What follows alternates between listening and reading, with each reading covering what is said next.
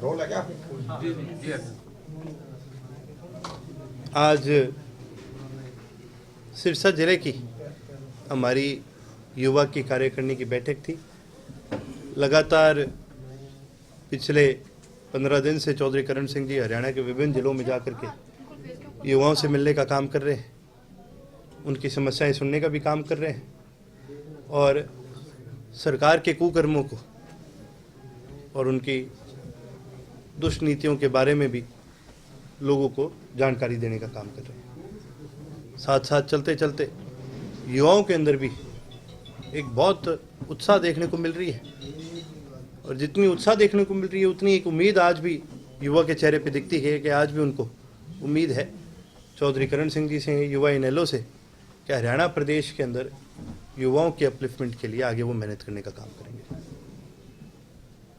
आज की मीटिंग में क्या आगे अर्जुन, गांव-गांव आप जा रहे हो, क्या मुद्दे निकल के आ रहे हैं? क्योंकि 1 साल सरकार को हो चुका है, तीसरी टेन्योर है बीजेपी। देखिए जी, जब युवा की बात करते हैं तो प्रदेश में एक मुद्दा है और वो साफ है। वो सबसे बड़ा मुद्दा जो है वो रोजगार का है। आज हरियाणा प्रदेश पूरे भारत में रोजगार के मामले में सबसे ज़्यादा पिछड़ चुका है। आज हमारे प्रदेश में ना ही कोई बड़ा उद्योग रहा, ना ही हमारे प्रदेश में जो सरकारी मूलभूत सुविधाएं हैं वो तकात लोगों को प्राप्त करवाई जा रही। आप एक चीज़ सबसे बड़ी देखिए, ये सरकार का खुद का कहना है, सरकार खुद इसको एडमिट करती है कि पुलिस के अंदर, एजुकेशन सेक्टर के अंदर, मेडिकल सेक्टर के अंदर आज 50-60 हज़ार से ज़्यादा पद जो है वो खाली है। अब जो लॉ एंड ऑर्डर की बात करते हैं तो ये तो महसूस आपको भी होता होगा कि भाई कहीं ना कहीं खराब हो गया सिस्टम। जब हम हेल्थ केयर की बात करते हैं तो सरकारी अस्पतालों का हाल क्या है, यह आज आप सभी को पता है। आप एक चीज़ देखिए, सिरसा जिला जो है सबसे ज़्यादा नशे की चपेट में आया है और सिरसा जिला में साइकाइट्रिस्ट ही नहीं है। तो जो डॉक्टर नशे से लड़ने के लिए हमें चाहिए वो हमारे ज़िले में है ही नहीं। उसके अलावा कितने ऐसे मौके हैं युवा को रोजगार देने के जो आज हमारा प्रदेश गंवा चुका है। सूरजकुंड का मेला जब शुरू करा गया था वो हरियाणा की स्मॉल स्केल इंडस्ट्रीज को बढ़ाने के लिए किया गया था। आज हरियाणा की स्मॉल स्केल इंडस्ट्रीज खत्म हो चुकी है। सरकार बात करती है सरकार के अंदर बैकवर्ड क्लास को रिप्रेजेंटेशन देने की, आपने रिप्रेजेंटेशन तो दे दिया, आपने रोजगार क्या दिया? हरियाणा के अंदर उद्योग को क्यों नहीं बढ़ाया जाता? स्मॉल स्केल इंडस्ट्री को क्यों नहीं बढ़ाया जाता? मेड इन हरियाणा बनाने के लिए बहुत सारी चीज़ें हैं, लेकिन सरकार की नीयत की जो कमी है वो सबसे ज़्यादा हमें देखने को मिलती है। चौधरी देवीलाल युवाओं ने की बात करते हैं, अभी ताजा मामला है, यूजीसी के नियमों में परिवर्तन किया गया है। प्रत्येक यूनिवर्सिटी कॉलेज में इक्विटी कमेटी बनाने के बताया गया है। आप क्या मानते हैं, कैसा मानते हैं इस निर्णय को? देखिए जी, ये कुछ नहीं है, ये केवल सरकार की यूनिवर्सिटीज़ के अंदर इंटरफेरेंस है। किस प्रकार से हरियाणा की, और केवल हरियाणा की नहीं, ये तो आपने भी देखा है, पूरे देश भर के अंदर यूनिवर्सिटीज़ का किस प्रकार से आरएसएस करण किया जाए, इन सारी चीज़ों को ध्यान में रखते हुए ये पॉलिसीज़ बनाई जाती हैं। आज पूरे प्रदेश के अंदर कोई ऐसी सरकारी यूनिवर्सिटी नहीं बची है। देखिए, यूनिवर्सिटीज़ है बच्चों को एजुकेशन देने के लिए, लेकिन सरकार ने इनको प्रोपेगेंडा की मशीन बनाने का काम कर दिया। अर्जुन, इनमें इक्विटी की जो कमेटी है उसमें पहले SC, ST और अब उनमें कहा गया कि BC को भी शामिल किया जाएगा। अगर कोई जैसे उनकी समस्या आती है तो उसको उठाने के लिए BC को भी शामिल किया सवर्ण जाति के जो स्टूडेंट हैं उनको दरकिनार करके बाकी SC, BC और ST को तवज्जो दी जा रही है। देखिए जी, हरियाणा प्रदेश में पोलराइजेशन की पॉलिटिक्स बीजेपी ही लेके आई थी। आपने कहीं ना कहीं ये शब्द जरूर सुना होगा, इस शब्द का नाम है सोशल इंजीनियरिंग। सुना हुआ होगा आपने। ये सोशल इंजीनियरिंग है और ये लेके कौन आया है? ये भी आरएसएस ही लेके आई थी। इसीलिए मैंने आपको क्या कहा, ये प्रयास है किस प्रकार से समाज को डिवाइड करके यूनिवर्सिटीज़ को, इनको आरएसएस की एक प्रोपेगेंडा की मशीन बनाई जाए। केवल और केवल इस प्रकार का है, यदि सही मायने में आप अपलिफ्टमेंट चाहते हैं तो जिस समाज के आप अपलिफ्टमेंट चाहते हो उस समाज को रोजगार देने का काम करो। रोजगार से बड़ा कोई विकास नहीं है।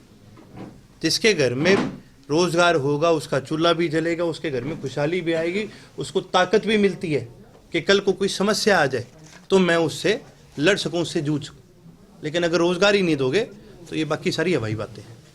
अर्जुन चौधरी देवीलाल ने बुढ़ापा पेंशन शुरू की थी बुजुर्गों की मदद के लिए, लेकिन अब उस पर भी सेंसर लग रहे हैं। 3 लाख की आमदनी वाले बुजुर्गों की पेंशनें कट रही हैं 2 महीने से। हाल ही में सरकार ने एक स्कीम लॉन्च करी थी, लाडो लक्ष्मी योजना, आपको ध्यान होगा। जी। उस स्कीम लॉन्च होने से पहले उस पर शर्तें लगा दी गई कि नहीं लगा दी गई।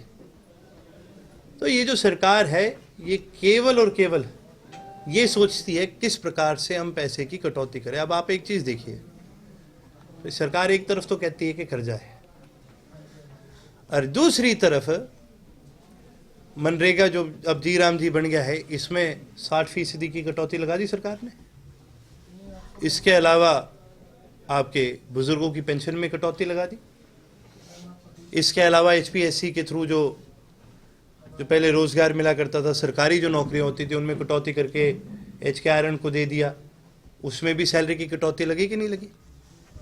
लाडू लक्ष्मी योजना लॉन्च होने से पहले उसमें कटौती लगा दी। LPG के सिलेंडरों में टोटल नंबर ऑफ जो आपके सब्सक्रिप्शन जाते थे उसमें कटौती, हर चीज़ में इन्होंने कटौती लगाई है। तो फिर हम कर्जे में कैसे जा रहे हैं, मेरे को कोई ये समझा दो। और हर साल वो कर्जा बढ़ता है हमारा। तो ये सरकार जो है लगातार हमने ये बात कही है कि ये केवल और केवल निकम्मों की सरकार है, इनको सरकार चलानी नहीं आती। ये वोट मांगने थोड़ी जाते हैं। बीजेपी के अंदर कौन मंत्री बनेगा, कौन मुख्यमंत्री बनेगा, यह आपकी काबिलियत पर निर्भर नहीं करता, आपकी जाति पर, आपकी जनगणना पर, इन चीज़ों पर निर्भर करता है। आपके RSS बैकग्राउंड का ये निर्भर करता है। तो अगर आपकी लॉटरी लग गई, अगर आप कोटे में आ गए, आप पता नहीं क्या बना देंगे आपको। और जे आप कोटे में ना फिट बैठो तो फिर आपकी टाड़ है। अडवाणी जी सारी उम्र लड़ते गए बीजेपी को जहाँ खड़ी है वहाँ खड़े करने में, लेकिन उनकी जो जनगणना के अंदर जो गिनती होती थी वो कम में आती थी, तो कभी उनको मौका नहीं दिया। बीजेपी केवल और केवल समाज को बांटने की एक मशीन है और कुछ नहीं है। अभी 9, 19 और 29 का आपने एक गणित बैठाया था, तो 29 में उस हिसाब से कैसे गणित बैठता है इन लोगों का? गणित 2 तरीकों से बैठता है। एक वो गणित होता है जो कागजों पे लिखा जाता है, दफ्तरों में बनाया जाता है और कई बड़े बड़े लोग जो हैं वो बैठ के सोच लेते हैं। और दूसरा गणित है जननायक चौधरी देवीलाल वाला गणित, 1 से जोड़ो 1 और लगे रहो। तो हम दूसरे वाले गणित में विश्वास रखते हैं, जुड़ जाता है, ऐसी बड़ी बात नहीं है। एक एचएससी के जो मेंबर है अपने सिरसा से, गंगा गांव से, सुभाष जी, उनका इस्तीफा पहले ले लिया गया था किसी कारणों से, दोबारा फिर नामंजूर हो गया। किस चीज़ के लिए जी? एचएससी में मेंबर बने। देखिए जी, इसकी पूरी जानकारी मेरे को अभी नहीं है, तो मेरे को पूरी होगी इस पर हम और चर्चा करेंगे। ठीक है, थैंक यू।